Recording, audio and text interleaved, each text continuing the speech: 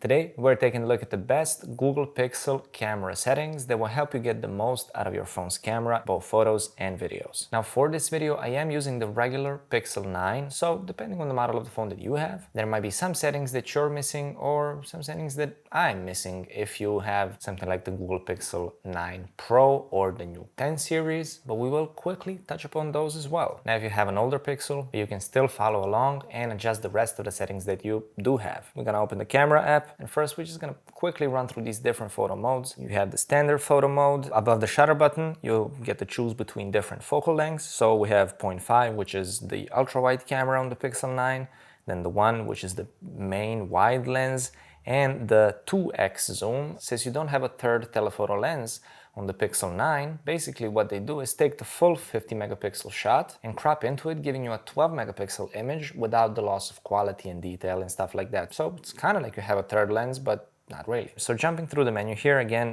this is the tab where you can switch between photos and videos right there at the bottom. So going through photos, to the left you have the portrait mode, which is, blurry background, regular stuff. You have Add Me. If you're taking a group photo and you don't have anyone to take the photo for you, but you don't want anyone to miss out on being in the photo, you can basically take two versions of the photo, switching out the person taking it basically, and then merge them together to have everyone in the frame. Long exposure mode is basically the same as it is on a regular camera. Basically, you have a still subject that is in focus, but everything around them gets blurry with movement. This was a horrible way to explain it, but I'm just gonna put up like an example of a long exposure photo, so you're all right. And the action pan mode does a similar thing, but just with a moving subject. Basically, it keeps them in focus while kind of blurring out the background. Switching to the other side here, we have night sight, which is your basic night mode photography. Keeps the sensor exposed to the light longer, giving you a brighter image in low light. All right, now switching to the video tab here.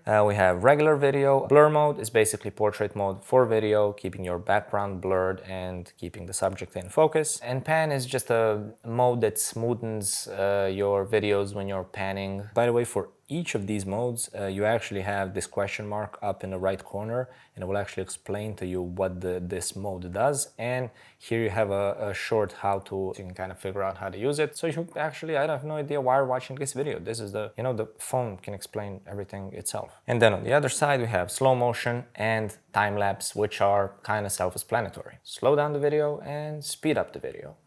Moving on. Oh, and by the way, on the right here, you have this additional menu, which will, depending on the mode that you're in, it'll allow you to adjust some things like brightness, shadows, white balance. You can just hit this button on the bottom left right here to reveal different settings for the mode you're currently in. And alternatively, you can just swipe up anywhere on the screen and reveal this same menu. Okay, so we're gonna go through this one by one. More light, I just keep it off. Now we have RAW and JPEG. I have this set to JPEG only, but you can turn on RAW photos and it will give you basically two versions of each photograph. Now RAW files, they basically pick up a lot more details and color information and everything from the photo. When you take the photo, it is flattened. There's much less saturation, color, much less contrast, which does help preserve way more color information within the photo. But on their own, these photos do look flat, so you would need to edit them later on to get them where you want them to be. So for just casual shooting, if you're not a photographer or a huge enthusiast, I just use the JPEG only option. If you're using your camera for social media, taking pictures of your family, friends, stuff like that, JPEG is more than good enough. But again, if you want the best quality, you can turn on the RAW option, but just keeping in mind that you would need to edit those photos later. Next up, we have Top Shot. Kind of captures like a short video, and then you can choose the best frame you like within the photo to save it or save the whole thing. If you like it, you can absolutely use it. Timer, again, it's off by default, but then if you need to use it, you can set it up here for 3, 5, or 10 seconds. Macro focus is when you're shooting subjects that are really close to your camera, or, macro photography. You can choose whether the phone is gonna automatically recognize that and switch into the macro mode. You can keep it always on or keep it off and then just turn it on when you need it. I just kind of keep it in auto because from what I've found, it's really good at figuring out what is a macro shot and what isn't. So leave it at auto, and most of the time when you want to take a macro shot, the phone is going to figure it out itself and just do everything for you. Lastly, here we have ratio, which you get to choose from either full image, which is 4:3, or the 16:9 aspect ratio, which is a wide crop. I like keeping it at 4:3, which basically you get the full image resolution that way. Now we're gonna drop this down, switch to video here, basic video, and again, check out the settings here. Flash, I just keep turned off. Resolution is at 4K, which is gonna give you the best, sharpest result. But if you wanna save up on storage, and again, you're using your camera just like family stuff, social media, then Full HD 1080p is actually still a pretty good option, and it eats up way less storage. But again, for best quality, go with 4K. For FPS, you have three options. That's 24, 30, and 60 FPS. I like to shoot video at 30 FPS, but honestly, it's just a personal preference. If you want the most cinematic looking videos, you might want to switch to 24 FPS, because that's the frame rate basically all movies are shot in. And this is like the most natural motion blur that our eyes are used to. 30 is also fine. I like shooting at 30. I don't know why, I just do. Leave me alone. Now with 60 FPS, you can double the frames, which gives you a much smoother video. And that must be a good thing, right?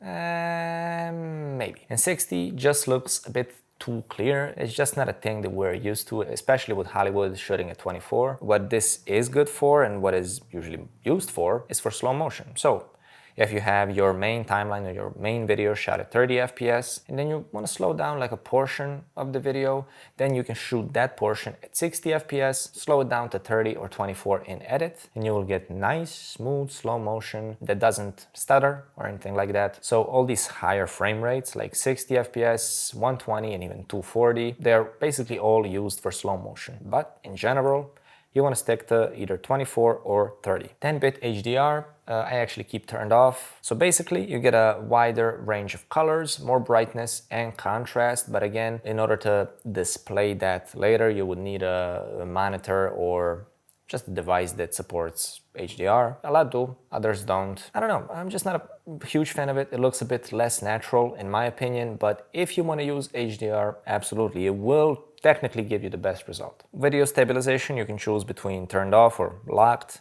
standard, and then you get this action mode, but that only works in 1080p. So you'd have to switch the resolution back to from 4K to 1080p to be able to use this active stabilization, which is basically if you're shooting a subject while walking or running, where you would need the most stabilization possible, you can use the active stabilization, but again, you lose out on 4K. So you can see here, if I switch to 4K, it just goes back to standard stabilization. So I keep it at standard, but again, in some cases, if you really need to stabilize your video more, you can switch that to active at expense of some resolution. Macro focus in video is the same thing we covered with photos. So again, keeping it on auto. And speech enhancement is, well, if you're shooting audio with your smartphone, specifically if you're shooting speech, conversation, kind of brings the subject's voice front and center while dimming down the background noise and stuff. But if you really want to get the best audio quality from your phone, I would actually suggest getting an external microphone. You can get really cheap ones out there for like 20-30 bucks and up your audio game substantially. If you are not in a situation where you can do that, sure, speech enhancement you can turn on when necessary. Now we're gonna hit more settings right here at the bottom right. Just gonna run through a few of these here, not each one. Save location, I just keep on. You can turn it off if you want to. Camera sounds, again, completely subjective. I don't like my phone making a noise when I hit the shutter button. Camera scan suggestions, that's basically just recognizing and reading QR codes, so why not keep it on? Palm timer, actually I don't want this, I'm just gonna keep it off. You can basically start a timer by just showing your palm to the camera, both front and back, and it will just start a timer for you if you're like far away from your phone and stuff. And guided frame, as Google says, uses audio cues, vibrations, and visuals to help frame faces in photos.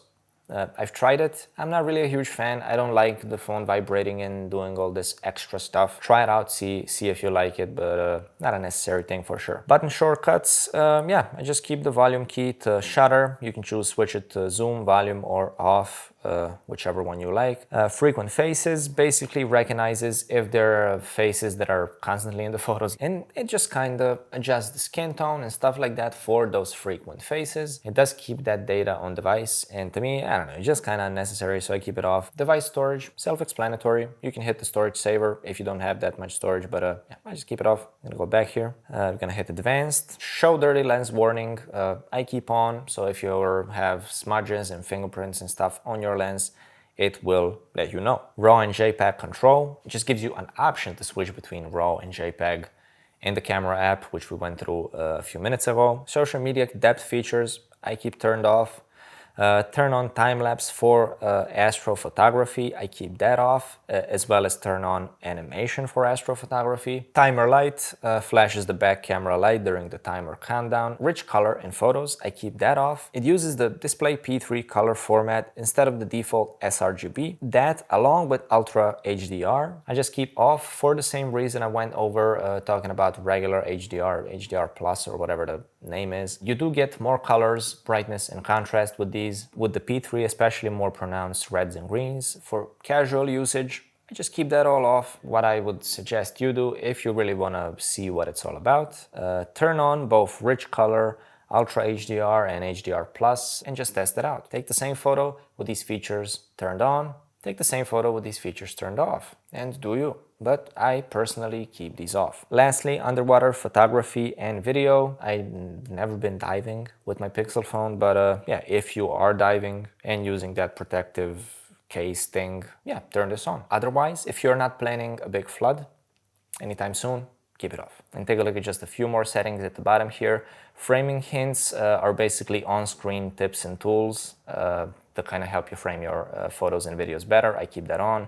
Grid type, I do 3x3, but you can also use the 4x4 golden ratio, whatever works best for you. I like the 3x3 so I can frame my shots better that way. Quick access controls gives you the option to adjust white balance, brightness and shadows just by tapping the viewfinder. So if we go back here to the main camera app, if we just tap on the viewfinder, you get these sliders for brightness and tone.